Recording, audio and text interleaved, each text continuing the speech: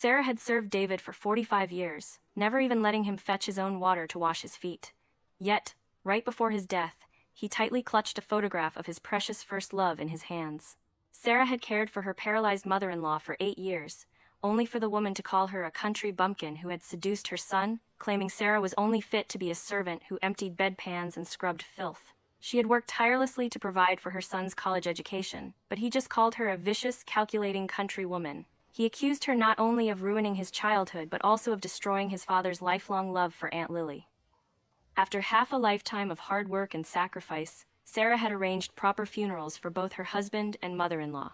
But when Sarah herself fell ill, her son confiscated her phone, locked the door from the outside, and left her to starve to death in a dilapidated rented room. Hey everyone! Ever regretted wasting years on the wrong person? Today we follow Sarah, who gets a second chance after 45 years with a toxic husband. Sometimes walking away is the ultimate save. Let's dive in. Fortunately, she was reborn. This time, she planned to immediately seek out Captain Mark, the deeply tanned, rugged, and muscular man, to ask him, "Mark, do you want to marry me?" As soon as she opened her eyes, Sarah found herself kneeling on the ground. Lying unconscious in front of her was David. A crowd surrounded them, buzzing with gossip. Look, she's about to kiss him. Sarah clings to David every single day. Wasn't she just waiting for this exact opportunity? Oh, look at how shameless she is, just throwing herself at him. She dropped to her knees faster than she would for her own father. Sarah immediately sprang to her feet. Her malnourished, weakened body made her head spin. Once she steadied herself and looked around, she realized she had actually been reborn. She had returned to exactly 45 years ago, right to the moment before she was supposed to save David. Looking at him lying stiffly on the ground, Sarah didn't hesitate. She turned on her heel and walked away. Only a fool would save him. In this life, whether he lived or died had absolutely nothing to do with her anymore, but the crowd around her wouldn't let it go. "Sarah, don't you know some medicine? Hurry up and save him." "Yeah, you hang around David every day, and now you're just going to run away? That's just wrong." Sarah felt nothing but utter disgust. In her previous life, she had saved David, and these same people had accused her of being indecent, forcing the two of them to get married. In this life, she chose not to save him, and now they were accusing her of leaving a man to die, trying to pin a massive crime on her head. It turned out that morality was whatever came out of their mouths. In this particular era, a single rumor could push a person to their death. After a moment's thought, Sarah immediately feigned panic and screamed, "Help! Is anyone there? David is dying. Does anyone know how to do CPR?" One person in the crowd spoke up. "What are you yelling for? Why don't you just do it yourself?" Sarah replied, "I have a weak constitution. I can barely catch my own breath, let alone do that." She lied with a completely straight face, yet the crowd actually found it reasonable. "Wait a minute, why did David faint over here anyway? He doesn't even work in this section, does he?" Sarah asked, pretending to be confused as she glanced at Lily, who was hiding behind the crowd. Sarah, of course, knew the truth perfectly well. David had been helping Lily with her farm work, exhausting himself to the point of cardiac arrest. In her previous life, Lily had hidden just like this, completely indifferent, while Sarah was forced to give David CPR. It was also Lily who, after Sarah and David were forced into marriage, constantly cried and complained in front of him. She would say heartbreaking things about how Sarah had rudely interrupted their love, how they couldn't be together in this life, and how they would just have to meet again in the next. Because of that, for the next 45 years, David remained forever nostalgic for his first love while treating Sarah with bone-chilling coldness. In this life, Sarah was going to give David right back to her, just to see how long the two of them could actually stay happy together. The crowd started urging her. "That's right, Lily, hurry up and get over here. David fainted because he was helping you. It only makes sense for you to give him CPR." Lily was pushed to the front, her face turning bright red as she repeatedly waved her hands in denial. "No, I'm too weak too. I can't do it." By this point, Sarah and Lily were standing right next to each other. Sarah was sallow and terribly skinny, while Lily's face was plump and rosy. It was obvious at a glance who was more suited for the task. It seemed that all the food Sarah had painstakingly prepared every day to win David's favor had ended up in Lily's stomach. While Sarah starved every day, relying on cold water just to survive, David had taken the meals she skipped and given them to another woman. Someone else in the crowd urged, "Stop talking nonsense. If we delay any longer, David is really going to die. Can you bear that responsibility?" This was the absolute truth, even though Sarah actually wanted him to die. The bystanders chimed in, relentlessly pressuring Lily, until she was so upset she almost burst into tears. Sarah, on the other hand, was jumping for joy inside. In her previous life, she had endured so much humiliation. In this life, it was time to let Lily taste it for herself. Left with no other choice, Lily had to follow Sarah's instructions and perform CPR on David. A few minutes later, David reacted. Lily, her face flushed with extreme embarrassment, quickly turned around, putting her back to him. David groggily opened his eyes, froze for a moment, and then used all his strength to violently shove Lily away. Filled with absolute disgust, he yelled, "Sarah, get away from me." "I don't need you to save me," Sarah frowned. Why was he calling her by her name directly? Shoved to the side, Lily felt both wronged and shocked, sobbing brokenly. David, why are you acting like this?" Only then did David see clearly exactly who he had just pushed. Meanwhile, Sarah was standing at least 5 steps away, staring at him with cold indifference. David was stunned, unable to believe his eyes. A second later, he suddenly pulled Lily into a tight embrace, his voice booming. "Lily, was it you who saved me? Thank God. Thank God." In that exact moment, Sarah knew for certain that David had also been reborn. David's embrace sent the surrounding crowd into an uproar. "Oh my God, she kissed him just now, and now he's hugging her. Good heavens!" Sarah turned around, intending to leave, but David abruptly called out to stop her. "Sarah, help me up! Go get me some warm water, then head to the production team and find someone to take me to the clinic. Oh, right, remember to bring me some food later. And grab some money while you're at it, I'll definitely need to be hospitalized." He just kept babbling on, completely oblivious to the fact that the crowd had fallen dead silent and was staring at him. Whispers immediately broke out. Is David's brain broken? What right does he have to order Sarah around to do this and that? Exactly. He's still holding Lily's waist over there. How completely shameless. They just kissed, now they're hugging, and he's still bossing another girl around. Is David trying to two-time them? He's making a huge mistake here. Sarah didn't even bother to hide her immense irritation. "Is there something wrong with you? Why are you ordering me around? Tell Lily to do it, she's the one you're hugging." David looked completely flustered. "How? Why would you say that? You are a comrade. Helping each other is what we should do. Besides, Lily just saved me, and she's exhausted. You didn't do anything at all. And now you won't even help out a little? Do you have no kindness in your heart? Let me tell you, Sarah, me calling you over doesn't mean anything else, so don't get the wrong idea. I will not marry you. You better give up on that idea right now." His totally contradictory and incoherent words left everyone utterly baffled. Sarah let out a cold laugh. "Who wants to marry you? Since you and Lily are already like this, you two should hurry up and go register your marriage. You and I have absolutely no relationship. Rest assured, even if I were dying, I still wouldn't want to marry you." After saying that, she didn't bother paying them any more attention. She pushed her way through the crowd and ran straight home. Her mother was already waiting for her at the door. The moment Sarah saw her mom, she couldn't hold back her tears and threw herself into her arms, sobbing. In her previous life, when Sarah and David returned to the city, they left her mother alone in the countryside. For 45 years, David had only allowed Sarah to visit home exactly 4 times.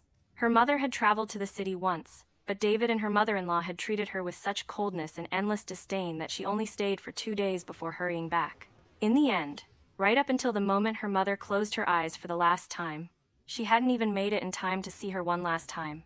In her previous life, she had truly been far too wretched. Her mother sobbed bitterly, mistakenly thinking Sarah was heartbroken over David. She gently patted Sarah's head and softly comforted her. "Let Mom find someone to put in a good word. I'll definitely make David come over and ask for your hand in marriage. Even though I don't like the boy, as long as you like him, I'll support you. Don't cry anymore, okay?" Sarah cried even harder. "Mom, I don't like David anymore. I'd rather die than marry him. Mom, in this life, I will never leave you again." Her mother patted her back, gently coaxing her.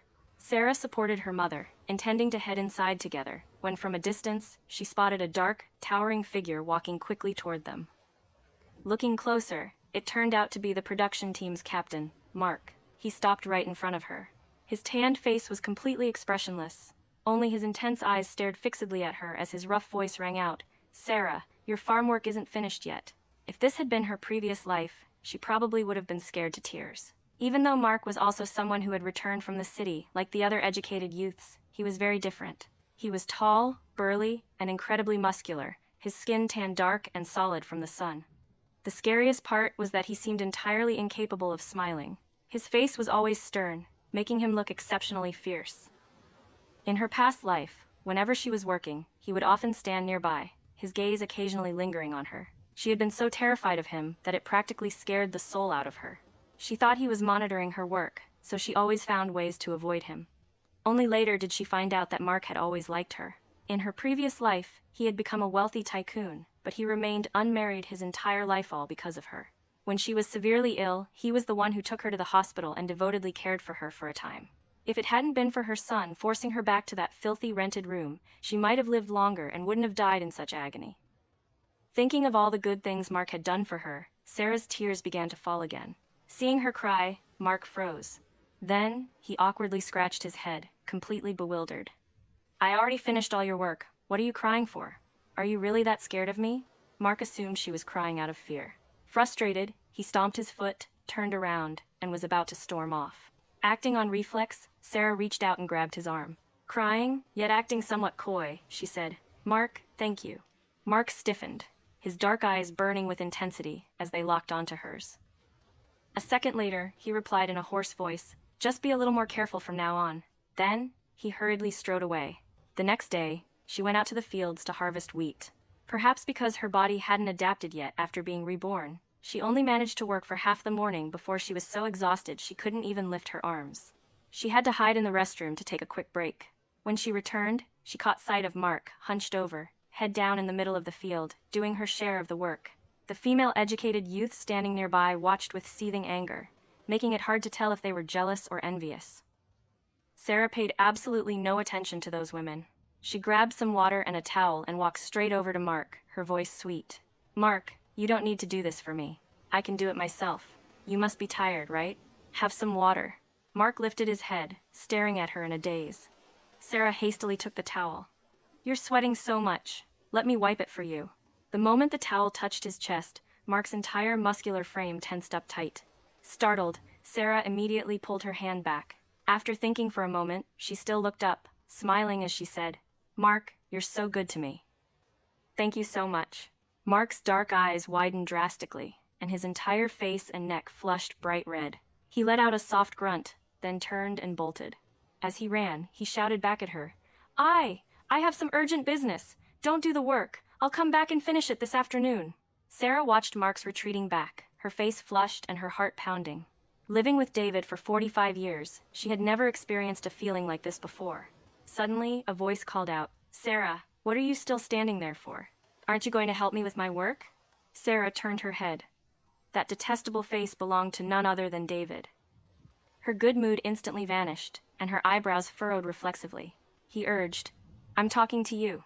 First, go finish the rest of my work. I have to take Lily out for a bit this afternoon." In the past, she had been like a lovesick puppy following him around. Even when she was exhausted to the bone, she would still push herself to do his work for him. But now, only a fool would help him. Seeing her not reply, David stepped in front of her in a huff, leaning in to whisper so that only the two of them could hear. "I know you've been reborn too. You tortured me enough in our past life. In this life, I am going to live the life I want. Sarah, don't harbor any hopes about me. In this life, I will not marry you." Sarah took 2 steps back, lifted her head, and looked straight at him with an emotionless expression. "Comrade David, am I stopping you? I already told you, I would rather die than marry you. Just go live your life, hurry up, but remember one thing. Don't ever appear in front of me again." David snapped, "Don't think I can't see through your little playing hard to get trick. Having lived with you for a whole lifetime, I know you too well. Regardless, we were husband and wife for a lifetime. Before we return to the city, I'll give you a chance to spend some time with me. You should know how to cherish it." Sarah was so amused by his sheer shamelessness that she let out a sarcastic laugh. "This so-called opportunity you're talking about, isn't it just so I can continue toiling like a horse and an ox for you, waiting on you hand and foot before we go back to the city? Go to hell and get lost right now. Otherwise, your precious Lily is going to throw a tantrum." Just as Sarah was speaking, she saw Lily hurrying over. "David, I've been looking for you everywhere. Why are you here?" "Sarah, David and I have already submitted our marriage application. Why are you still clinging to him like a leech? You better watch your moral conduct." David's face showed a fleeting look of embarrassment. Meanwhile, Sarah was thoroughly exasperated by the two of them and scolded. "Take a good look. This is my workspace. You two were the ones who came running over to find me. If there's something wrong with your eyes, go see a doctor. If you're sick in the head, just go die. Stop standing here making people sick to their stomachs." Lily pouted her lips and tattled. What? Sarah, how can you be so vulgar? David, she's scolding us. David immediately chimed in. Sarah, don't be so unreasonable. You've made Lily upset. She is my lifesaver, you. Sarah threw her sickle onto the ground, her face freezing over as she shouted. Both of you, shut up. Just looking at the two of you makes my eyes sore. Since you like it here so much, you can just stay here and finish my work while you're at it. After saying that, she turned and walked away in disgust. She went home and quickly freshened up before heading to the production team's cafeteria. While standing in line to get her food, she glanced over and saw Mark already sitting at a table on the other side. He was burying his head, gnawing on some cornbread. He looked like he was in a great hurry, just keeping his head down and eating ravenously. His hair was still a bit wet, likely having just taken a shower. After getting her food, Sarah was about to find a seat. She thought for a moment, then gritted her teeth and carried her lunchbox straight toward where Mark was sitting. She was just one table away when suddenly, an arm blocked her path, and a voice spoke up. David, you were absolutely right. She couldn't keep up the act for long. Now she's bringing food over for you. Sarah looked down and saw David staring at her with a smug, gloating smile. She furrowed her brows and tried to walk around him, but they stubbornly refused to let her pass. Lily said haughtily, Sarah, David already has someone he loves. Stop clinging to him. David clicked his tongue, pretending to be magnanimous. All right, we're all educated people here. Let's not use crude words. After all, liking someone isn't something one can easily control. He then looked at Sarah and continued, put the lunchbox down, and remember to go harvest wheat for me this afternoon. I will give you time to accept the fact that Lily and I are getting married. Sarah was truly speechless. But before she could even retort, a loud bang rang out. Mark had abruptly stood up, his face dark as a thundercloud. His eyes stared intently at her. The chair behind him knocked to the ground.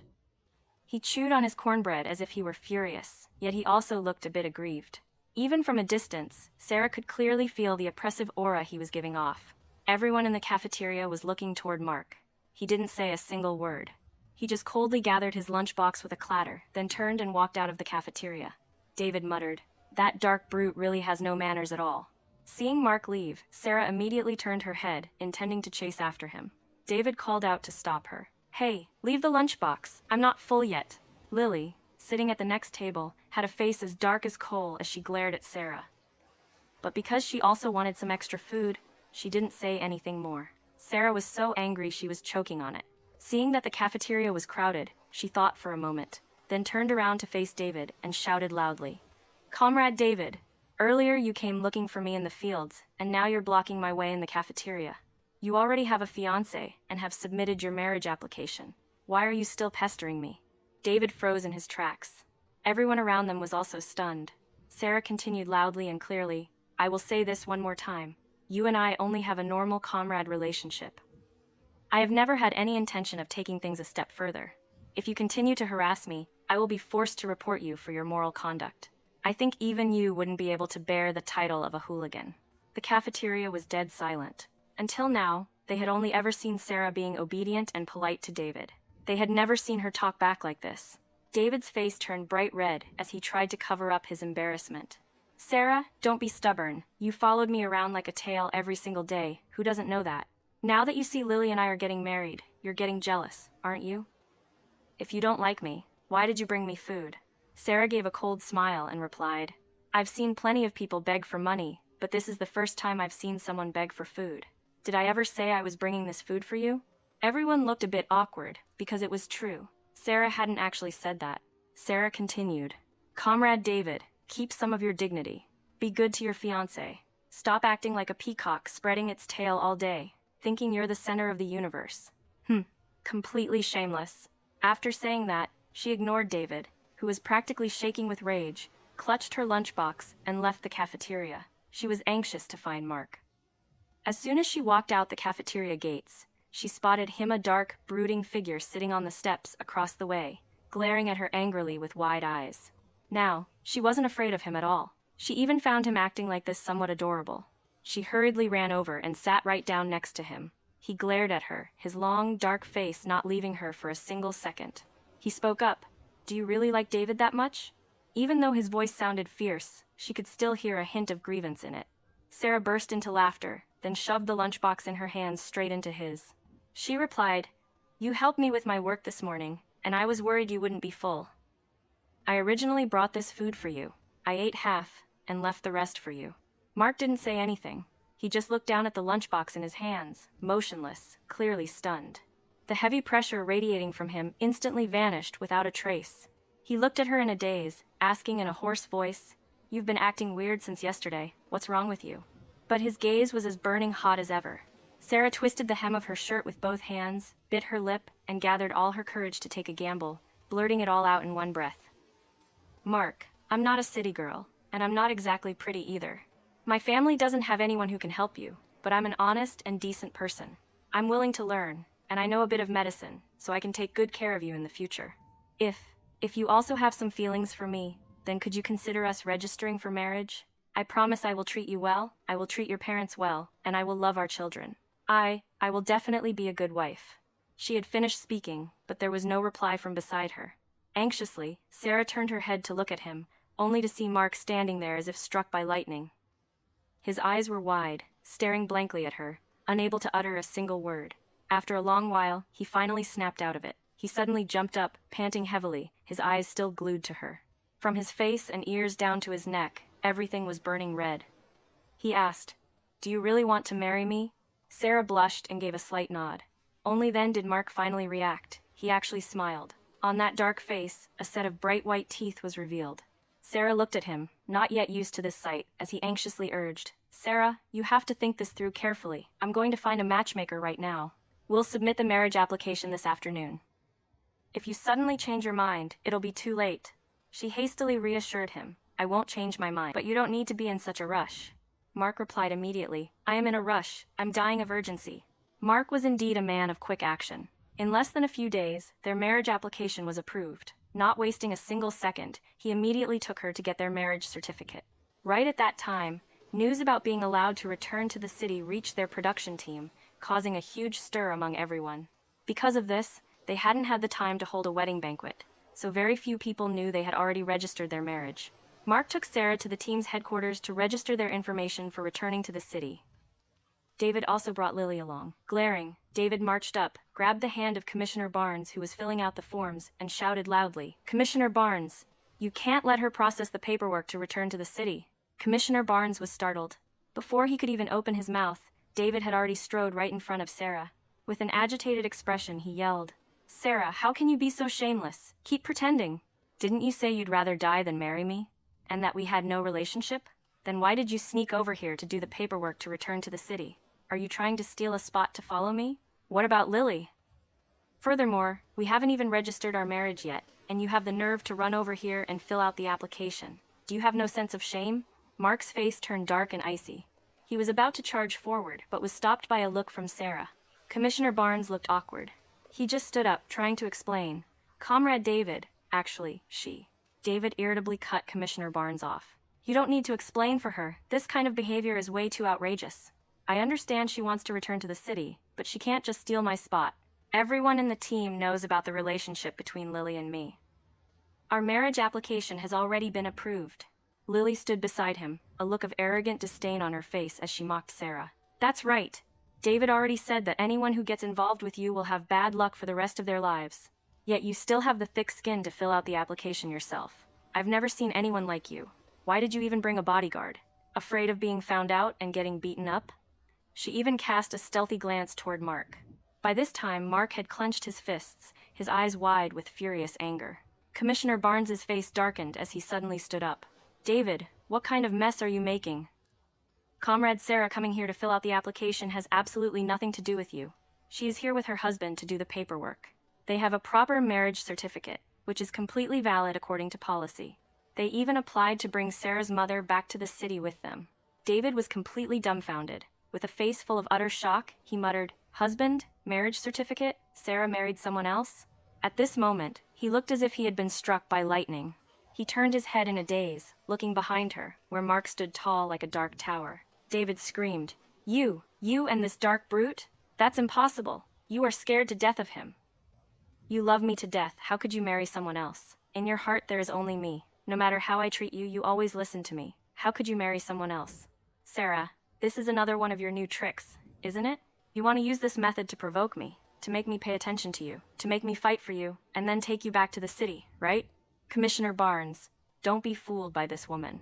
Looking at her face, she seems innocent, but inside, she is full of cunning tricks. She couldn't possibly marry anyone else. She can only be my woman. Commissioner Barnes was furious. He grabbed the marriage certificate Sarah had submitted and slammed it right into David's face, shouting loudly, "Comrade David, mind your attitude. What do you mean you're woman? I see you have a major problem. Open your eyes wide and look. There is the official red seal of the organization on this.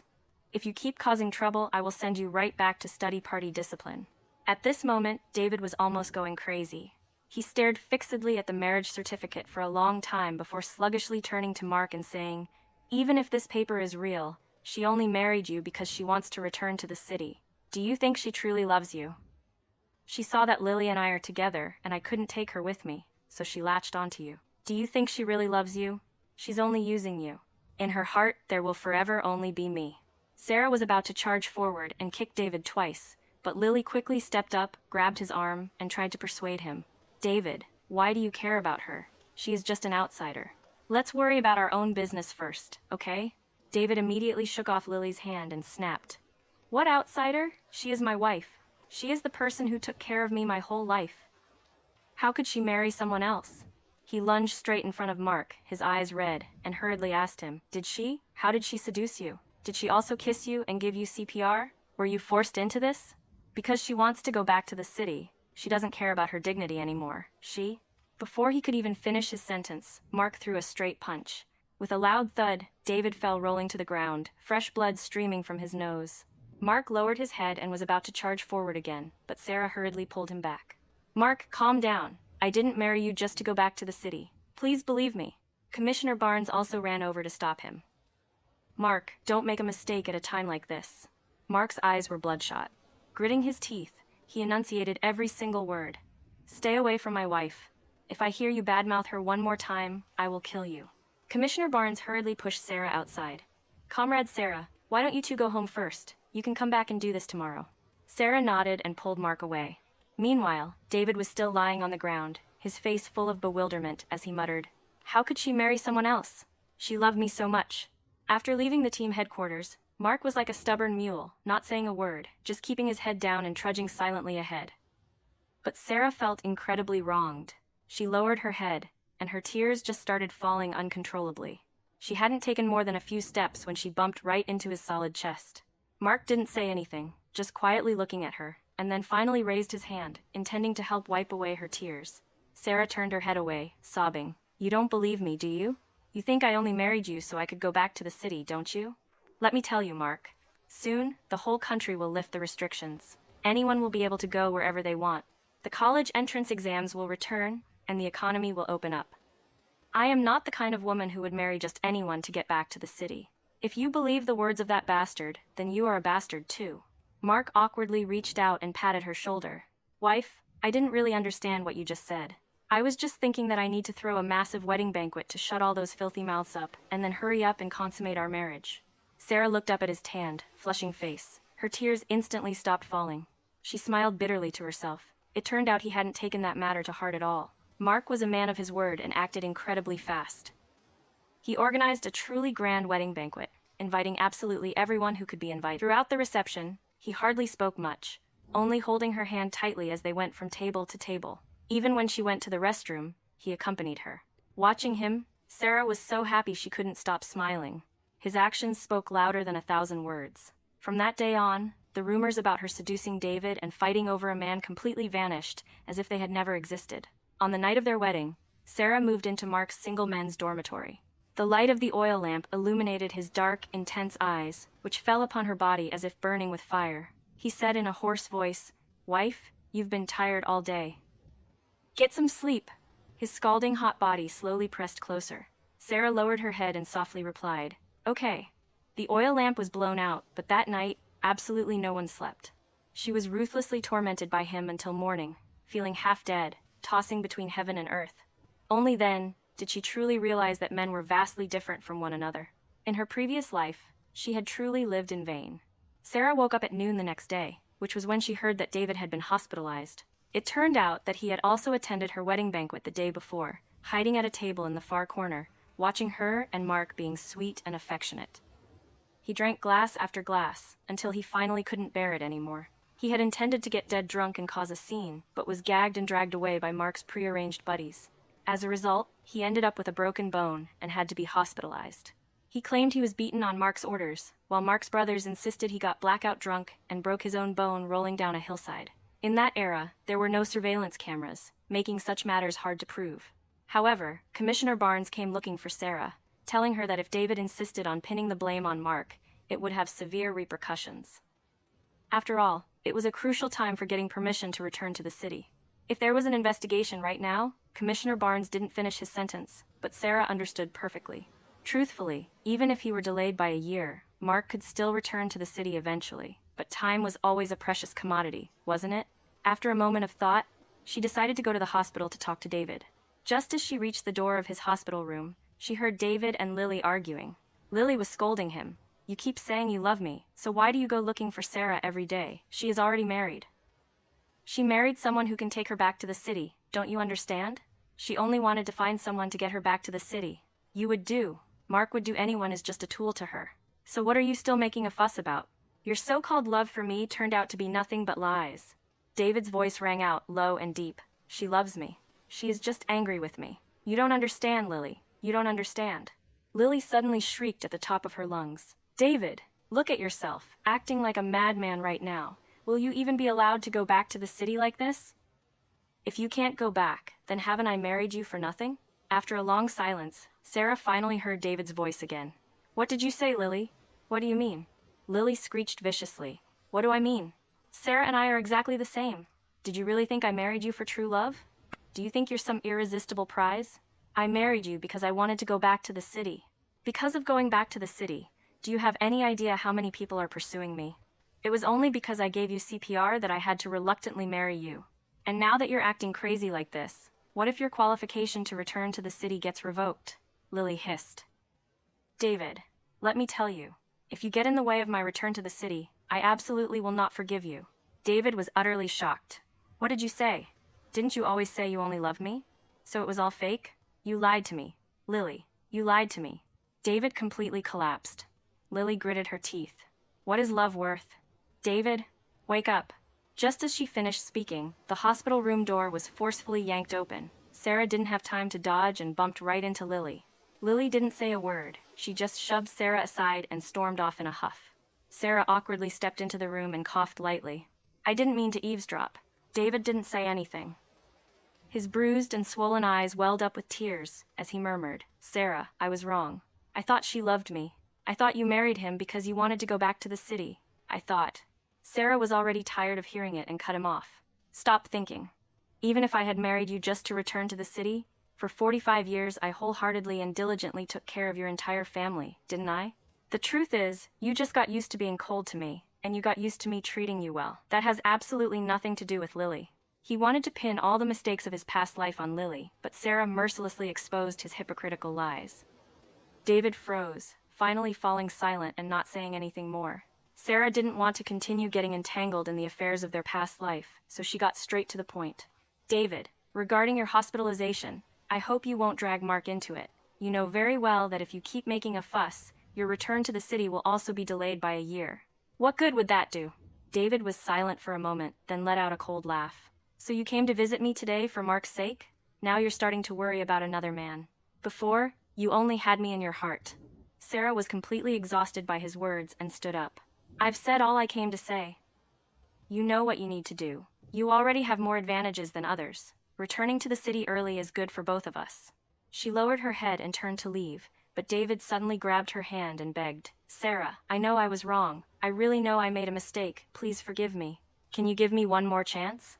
I don't care that you and Mark are married and have already spent the night together. Divorce him, okay? I can't live without you. I really can't live without you. I will change, Sarah. In this life, I will only be good to you. I will truly love you, and we will eventually have a son." "That's right, a son. Sarah, have you forgotten our son? If you don't come back to me, that son won't be born. Sarah, for the sake of our son, divorce him and come back to me. I'm begging you." David had suddenly remembered their son and became extremely agitated. He wanted to use their child to tie her down. But little did he know that he had died early in their previous life. so he had absolutely no idea how terribly that son had treated her. Sarah yelled, "A son? Every single day you badmouthed me to him. You called me vicious and calculating, telling him I only forced him to study so he could provide for me in my old age. It was because of you that he hated me to the bone. You don't know how I died in my previous life, do you? I was locked inside a rented room by my own son, slowly starving to death in agony day by day, and now you dare to bring up a son with me?" Hearing her words, David sat on the hospital bed in a complete daze, muttering, "Impossible, impossible, that can't be true." Sarah said coldly, "David, let the matters of the past life stay in the past life. All right, in this life, you and I will each live our own separate lives, and that will be enough." After saying that, Sarah turned and left the hospital room, but she could still feel David's eyes glued to her back. Not long after she left, she heard from Commissioner Barnes that David had changed his statement. He claimed he had accidentally rolled down a hillside, which had caused his broken bone and resulted in his hospitalization. With that settled, Sarah and Mark were smoothly permitted to return to the city. Mark treated her so incredibly well that it was almost unbelievable. After settling into their life in the city, he even personally returned to the countryside to bring her mother to live with them. A year later, Sarah gave birth to a beautiful baby girl for Mark. By this time, the college entrance examination had been restored. Sarah juggled taking care of her daughter and studying whenever she had a spare moment. The following year, she successfully passed the exams and was admitted to a medical university. Mark was delirious with joy. His shiny, tanned face bloomed with happiness like a deep, dark flower. He pulled her into a tight hug, smiling and talking nonstop. What kind of great blessing did I earn to be able to marry a college student? That night, he exerted even more effort in his performance in bed. Relying on the memories from her past life, Sarah offered a few pointers during the early stages of his business. Mark's company quickly grew and expanded, and their life became better and better. During that time, friends also told her news about David. He had indeed returned to the city with Lily, but they divorced shortly after. She heard that after the divorce, David remained single and never remarried. Later on, rarely anyone even mentioned him anymore. 15 years later, Sarah had become the chief physician at a large, top-tier local hospital. She was busy saving and treating patients every day, living an incredibly rich and fulfilling life. One day, she unexpectedly ran into David at the hospital when he brought his mother in for a checkup. However, compared to his actual age, David looked far older and more haggard than he had in their previous life. The moment he saw her, his eyes turned red with emotion as he pleaded, "Sarah, I've opened my own company now. I have money.